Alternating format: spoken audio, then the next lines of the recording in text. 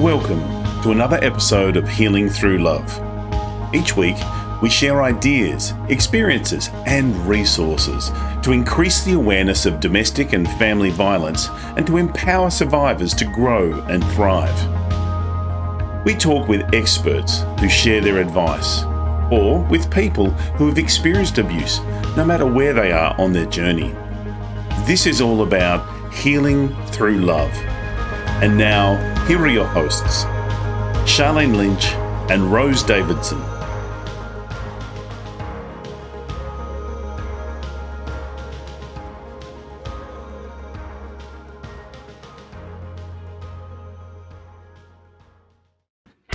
The Healing Through Love podcast with Sharlene Lynch and Rose Davidson. Deborah LeBlanc in episode 68 shares with us how extreme tragedy gave clarity to her true life's purpose. Imagine your brain when you're born like a ball, and inside the ball is just one little tinker toy. And that tinker toy is called your primitive mind. That's where we're born with the flight or fight response that keeps us safe. That's why it's put there. But the rest of it is kind of just an empty space. We are familiar with sensation because, you know, if your mother sang to you when you were in utero, you understood what soothing felt like. If there was a lot of turmoil in the household while you were in utero, you understood what anxiety felt like or what being anxious felt like. And that's probably when you would start really kicking, and your mother would probably confirm that. But when you're born and as you grow older till about the time you reach 9 or 10, we start giving meaning to certain associations in life.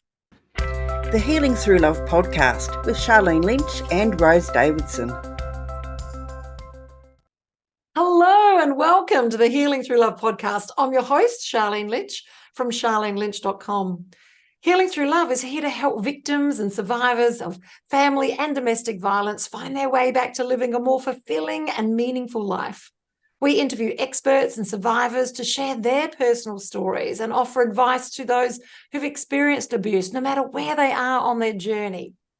As well as the Healing Through Love podcast, we hold annual Pamper Days here in Adelaide, South Australia. For survivors of domestic and family violence, local businesses come together and pay it forward, providing their services and resources for a day to give our survivors a much needed day of indulgence. Think day spa on steroids. Now, we're looking to connect with organisations and individuals globally because Healing Through Love has now gone global.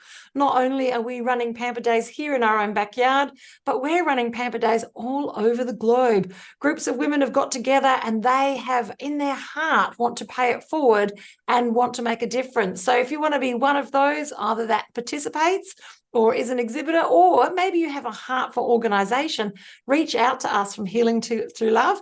Our details are in the show notes and also in the description as well. Every week we have amazing guests, and this week is no different.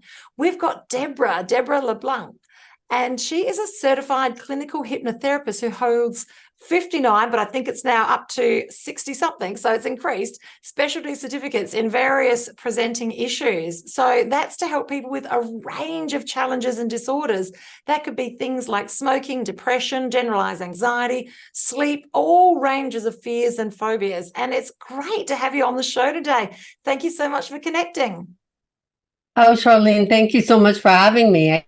Your program is absolutely wonderful. Oh, thank you. Bless.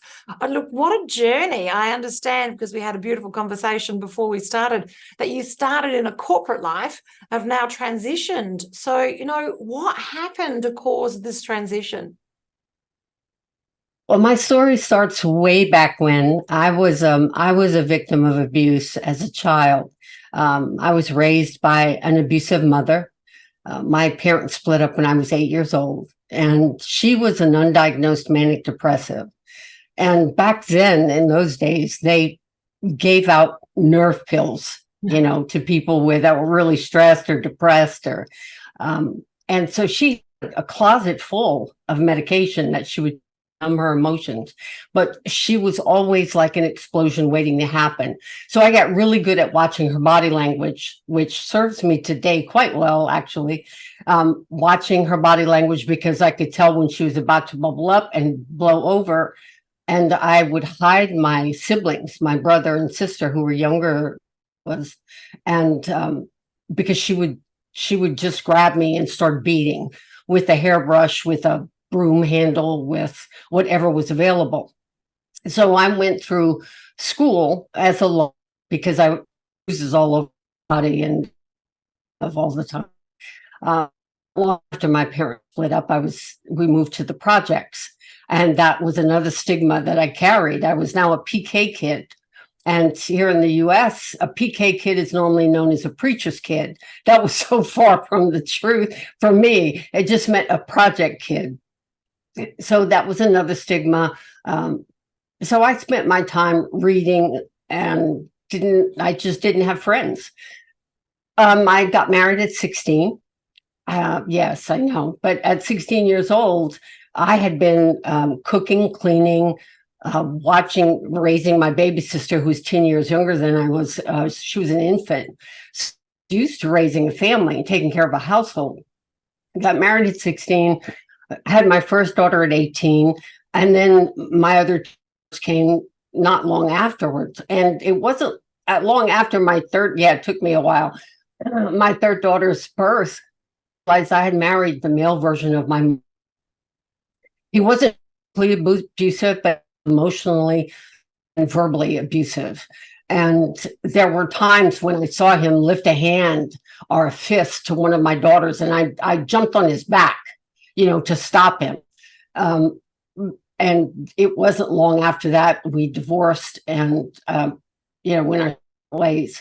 While I was married, had my children, I went, of course, to school, graduated high school, went to university, got a degree in marketing. Well, I knew that he also could not keep a job. Anytime anybody said something about his work, he saw it as a personal affront. He could not take criticism at all. So he quit his job. And I knew that if I did something, my children were going to wind up on welfare. And I'd grown up in that place and I was not going to have it. So I went to work, and long story short, I eventually became the first executive vice president of transportation in the United States. Spent 12 years with that company, then left them to start my own company, which a company that didn't exist anywhere in the world. It was a fuel inventory management company. Just because I knew the logistics of fuel, of the transportation end and the purchasing end of fuel, I knew where retailers were getting ripped off. And so I acted like a traffic cop and just took over that function. And that business operated for about 25 years. And then I had some major events happen in my life, other than, of course, my divorce, which was a happy day. But I lost a 3-year-old granddaughter. 4 months later, I lost her mother, which was my youngest daughter, in a fiery car crash. And a year later, I lost my middle daughter to alcoholism. She was doing very well. Her sponsor committed suicide, and that just were in a downward spiral, and we couldn't get her back. So later, 6 months after that, my younger brother died of lung cancer, and then my father passed, who was my. So it was all of that trauma that kind of tumbled out at one point. I stopped and I said, what are you doing with your life? What are you doing with your life? What purpose are you serving here? You're managing fuel, whoopee. You're bringing in a paycheck. Well, I had created this for my children. I had created it to provide them opportunities I never had in life. And that served its purpose. But I knew now that I had just one daughter left and she was married on her own. I put the brakes on corporate. And I was actually in the middle of searching about what is your real purpose on this earth. I was in the middle of that, and sitting at my computer one day, I was trying to Google how much gravel would I need to cover an 8-foot wide driveway that goes a mile long. And I'm Googling this, and the first thing that pops up is HMI, the College of Hypnotherapy, first accredited university for hypnotherapy. I had a little antenna that went up in my head. And whenever that happens, I usually pay very close attention. So I started looking into it and just kind of zooming around their site, and my heart started fluttering and I was getting goosebumps everywhere. And I knew that this was the direction I needed to head. So I jumped in with both feet. And Sharlene, I'll tell you, it was like I had done this before. It was, I mean, I graduated with honors, the Director's Award, the Academic Award, the Clinical Achievement Award, but it was not because I'm so smart, because it felt so much like I'd done this before. I spoke to people pro bono, and seeing lives change, I knew this was my calling in life, to really give people hope when when the world around them is hopeless. Been there, done that. I have a shirts like that, and I wanted to be something different. I wanted to offer something different to the world. So that was my journey into hypnotherapy. Wow. How's that for short, sweet, and to the point? Okay, that's huge. So that's a lot of family members to lose in such a short space of time, with like no space to grieve in between. And that's layered and layered and layered grief. You know, that is vicarious trauma. That's compassion fatigue. That's it all piled on top of you. And and so what were you looking for the gravel for? What was that? Was that your driveway? It was a piece of property that I owned that we were looking to do an event on, and I needed to put some type of much firmer ground than just dirt. Isn't it amazing how the universe works? It is. That you're looking for one thing and the other thing appears. So that's when we're in that right space, when we're open to receive that intuition that you received. And and I think it's being in that state of openness, which is a challenge to be in when there's been so many challenges happen for your life. So congratulations. And wow, congratulations for taking the bull by the horns and just going with this. And now you run a beautiful practice where you help people that have all sorts of challenges, and you've got lots of life, your own life skills, but then also what's happened in your own family as well. And so these challenges for your clients are very close to home. So is that challenging for you when you're speaking with someone and it is about suicide ideation, or it is about alcoholism, some sort of addiction? Do you find that challenging to separate, you know, church and state, to separate what's happening for you and what's happening for your clients? No, I think if anything, it causes me to be much more empathetic when someone isn't realizing, if someone is in the throes of suicide ideation. I've been there, and in fact attempted suicide twice and failed both times. Those are another stories. But so I can touch someone who is in that place because I've been there. I can reach down, and that is what it is. It's reaching down because they are at the lowest point they've ever been, and they don't see any way out. And their suicide is so not the answer. And I'm attesting to that from experience. It's so not the answer, because in that split second, you know, they say that 1% of the people that jump off the Golden Gate Bridge in the US survive. And out of that 1%, 80% of that 1% say when they jumped in that moment, the problem that they were jumping about dissipated. It's like it seemed this small compared to what was about to happen. Eternity, dead, no longer alive. And they wished that they could take it back. Fortunately, some had a chance to. Unfortunately, 9% don't. They just don't. Yes, I hear you. I have had my own challenges with that, and I lost my beautiful baby boy at 17 to that particular challenge. So very close to home for so many reasons, and it's a permanent solution to a temporary problem. However, when you're in the throes of that, that is not how you see it.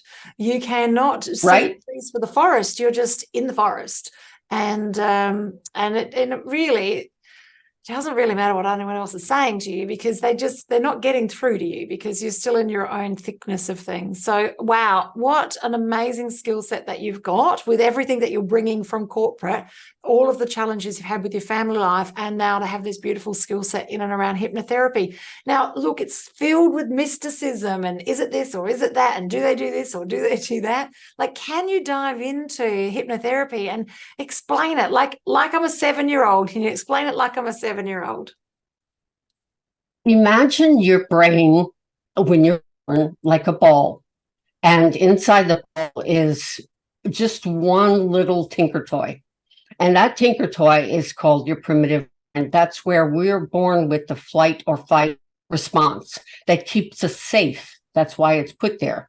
But the rest of it is kind of just an empty space. We are familiar with sensation because, you know, if your mother sang to you when you were in utero, you understood what soothing felt like. If there was a lot of turmoil in the household while you were in utero, you understood what anxiety felt like or what being anxious felt like. And that's probably when you would start really kicking, and your mother would probably confirm that. But when you're born and as you grow older, till about the time you reach 9 or 10, we start giving meaning to certain associations in life.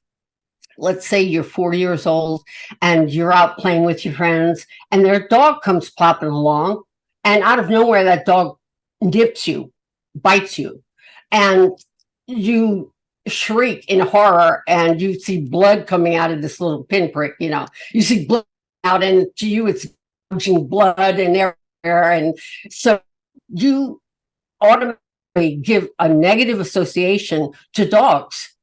All dogs bite. If I stay away from dogs, I won't get bitten. You see, it's like you learn that with something hot or fire. If I stay away from fire, if I don't put my hand in it, I won't get burned.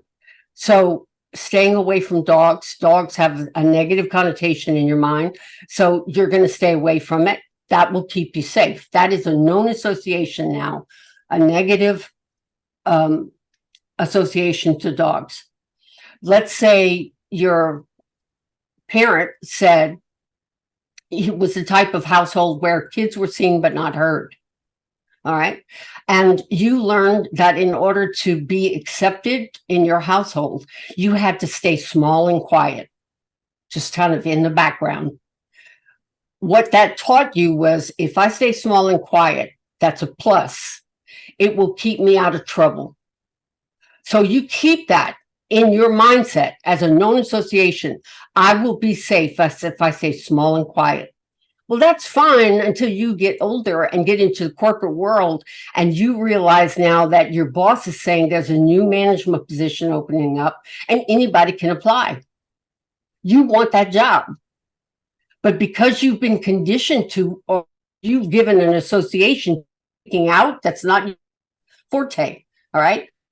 You gave an association to quiet and staying to yourself.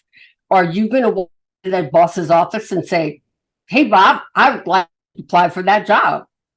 Chances are you won't, you see? So things that we give associations to in those formative years affect our adult life. Now, 88% of your brain power is your subconscious mind. That's where all these known associations, negative and positive, hang out. And also the fight, flight, and freeze response. That's where they hang out, in your subconscious mind. Only 22% of your brain power is responsible for your reasoning and decision making and willpower, you know, all of these things, that your cognitive behavior, that is your conscious mind. Only 22% of your brain power is works with those things. But every one of those making, power, those cognitive behaviors all are in response to what you have beneath in the subconscious mind. Now, separating conscious from subconscious is what's called the critical mind. I call it the trampoline. You have a new thought, a new process that comes up during the day. It's going to bounce against that critical mind. Let's say you have a new job position opening up. Do you want to apply? You're thinking about that. It bounces against your critical mind and it wants to go through into your subconscious mind. But what happens? You have that negative association that says to stay safe. No, it's positive. To stay safe, I have to stay small and quiet. What happens is that thought process is banging against that critical mind. This known association is much stronger. So it kicks out that thought. You don't. By the time you even get the nerve to even think about doing it, somebody got the job. Because it's like 6 months later, and that's when you work up the nerve. So the way we've come to combat that, the way we've figured out to combat that challenge is through hypnosis. What we do is help you to open up your critical mind so that we can go into the subconscious and change those false negatives and positives. So that instead of your conscious mind working against your subconscious mind on a daily basis, they're now working in tandem. So that you are much stronger in your decision making. You're much stronger in your determination and willpower. When you say something, you mean it. Everything is just locked on and on 100 and on all 8 cylinders. You're going at full speed. So all hypnotherapy is helping you get to that place. We don't do anything. We can't make you into somebody you're not. We help you to realize who you are. I think if one of my challenges in life and my greatest passions in life is to help individuals find their real unique self, because we get so lost when we are, we grow up in messed up households, or we get married and we wind up in a messed up household. And how did we get here? How on earth did we get here? And where do I go from here? Is helping people get out of that stuff, find who their unique self is. That's my greatest love and passion. I love that. So finding your unique self through hypnosis. I love it. I've had a journey myself with hypnosis. I used it. Well, I tried to use it to give up smoking, and that didn't work. I tried to use it to give up alcohol, and it didn't work. But before my son's passing, I was a different person. I processed different. I had my own challenges. And I've noticed that since then, the theories and the processes in around hypnosis now work, whereas before I was like very resistant to it. It was almost like I was fighting against the process. And now, as I'm going to go slightly more evolved human being, I can go with the process. I find myself not fighting against it. So, is it true that everybody can be hypnotized, or what happens there? I would say 99% of people can be. If you think about yourself watching a movie that you're really into, and a sudden noise from the kitchen, like somebody drops a pot, you jump up because it startles you. You're so caught up in that movie. That's hypnosis. If you're on a long trip and just kind of zoned out, you're not really listening to the radio, you're just watching the road and you're zoned out and you're wondering how in the heck did you get from point A to B? That's road hypnosis. So it really is fairly easy. People think you have to go into this twilight zone thing, and it's not so. You don't go unconscious where people can manipulate your mind. That's not what happens at all. No, but they make it look like that on television. Come on, Deborah, they do. I know, they do, and that's sad. That really is a sad fact. It is. Yeah, so it's even an entertainment show here at the Fringe in Adelaide where they have a hypnotherapist, and he does a stage show. I've seen it. I still don't understand how they did it. And yeah, I suppose they call it entertainment. I don't know, but it is giving the industry a bad name. So there It is. isn't anything that you can't cure. So this is all things factored in on the mind. So not from a physical representation. So these aren't physical ailments. These are all challenges in and around how we think. Yes? Yes, in a great respect it is. But I do deal with physical challenges like chronic pain, some cancers, some forms of cancers, because what we do is go into the mind and help your mind accept, or because we have neurons that are going through, that's in chemical changes in our brain and into our system. We want whatever we're taking in chemotherapy, for example, to be effective, to be immediate and be effective so that it doesn't return. And we focus on that so that you can literally make that happen in your life. You open that channel in yourself to make that happen. Chronic pain is often a sign of, can be stress, anxiety that the body is realizing. And we help people overcome those factors as well. Yeah.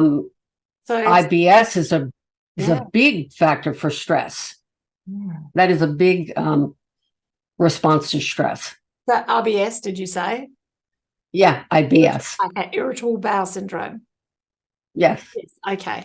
Wow. Okay. So in Australia, we don't have Lyme's disease, but it is like very prevalent in the States. Something like that, which is something they've picked up, which I don't even know if it's a bacteria or a virus, but something that has given you something. Is that something that you can manage with hypnosis, or is that something that you really need to seek medical attention for?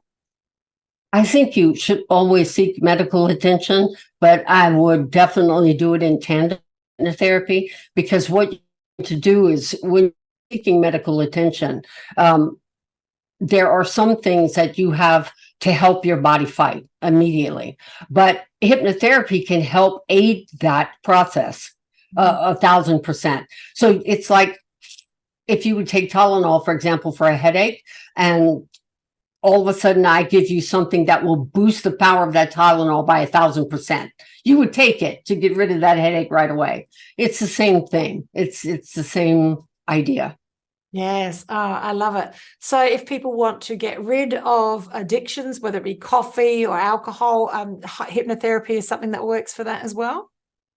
Absolutely. I've worked with people who were addicted to pot, cocaine, meth, amphetamine. I always encourage them to also do the 12-step program, because you have to have a form of discipline. It's not, you have to have some kind of regimen in your life. And if you're kind of just freewheeling out there, hypnotherapy can get you at a certain point, but you have to want to change. And in doing so, you have to change your environment around you. And that's why I encourage things like AA, because it's a different mindset, it's different people, it's taking you out of a routine that caused that addiction in the first place. I hear you, sister. I was a regular at AA through my process. So absolutely, yes. So you said something interesting in there about wanting to change. Can hypnotherapy help you want to do something? No. It's like me telling you, like me saying, I will change your eye color to purple. No, you are. I know, I wish, huh? I wish. I think that you are who you are. You believe what you believe. If you come to me and you say, I want to quit smoking. I always interview people, because I want to see, how badly do you want to quit? What does it mean to you to want to quit? And if they go, well, I really like it, the chances of that person abstaining from it are minimal, because in their mind, they have not given it up. They're going to try hypnosis because they think it's a cure-all. It'll stop them. It'll keep them from doing it. And that's not the case. If you want to stop, hypnotherapy is the greatest thing on the planet, because takes that desire and amplifies it by 1,000. Now you definitely will not touch the cigarette. I love it. It explains everything. So in my early years, when I tried to use hypnotherapy for the myriad of challenges that I had, I didn't want to. I didn't want to give up smokes. I didn't want to give up alcohol. I had a back issue. I didn't really want to give it up because, that worked for me on one level. So, there was a payoff. So I can see that I didn't come to the table, so to speak, with a want to have this really fixed up. I was just looking to tick another box. And now at this end, the pointy end of the stick, is that, I can see why these therapies now work. It's not that they're magically different or I'm magically different, but I want to have a different outcome. So I'm coming in with that open mind and that, reticular activating system that's just ready to go to the next level. I love it. I love it. This has been fantastic. Deborah, I swear we could talk for ages. You're absolutely I love what you bring to the table. I won't ask how young you are. I'm going to go, we're about the same age.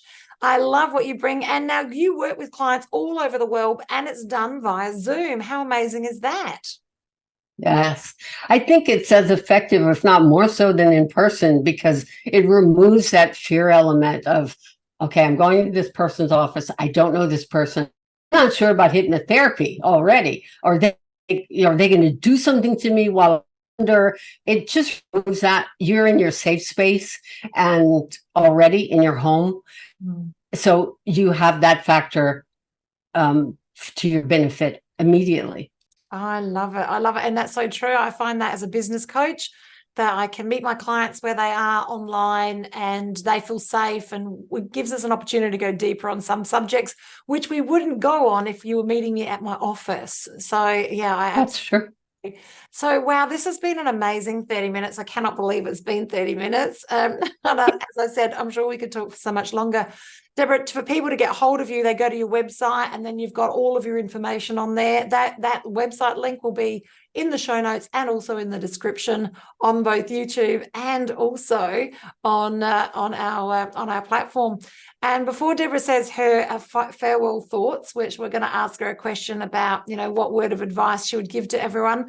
Before she says that, I just would like to say, if you've got a heart for service, if you would like to make an impact and a difference, if you do bring a skill set and you want to make a difference, please contact us. We'd love to have you on board for our local Pamper Days in your area. If you're a greater organisation, great. We need that. We actually need that more because there's lots to organise. And if you know someone who's been affected, please look out for Healing Through Love Pamper Days that are now globally happening in a city near you. And Deborah, as a closing statement, I just would love it. Could you what words of wisdom would you like to share with our audience today? If you're going through a time in life and things seem really dark, stop looking for the light at the end of that tunnel, because the truth is, you are the light. You are the light. I love it. I love it. That is right on line with what I say at the end of my videos is you've got this because you're designed that way. You have got this. It's been such a blessing to communicate with you. I'm looking forward to following you on socials and it's just been a blessing. Thank you so much, Deborah. That's a bye from Sharlene and a bye from Deborah. Thank you. Bye. Thank you for joining us for this episode of Healing Through Love. You can get further resources, see the show notes, or simply reach out to us via our website at htlaustralia.org. Thanks so much for joining us, and we look forward to your company next time on the Healing Through Love podcast.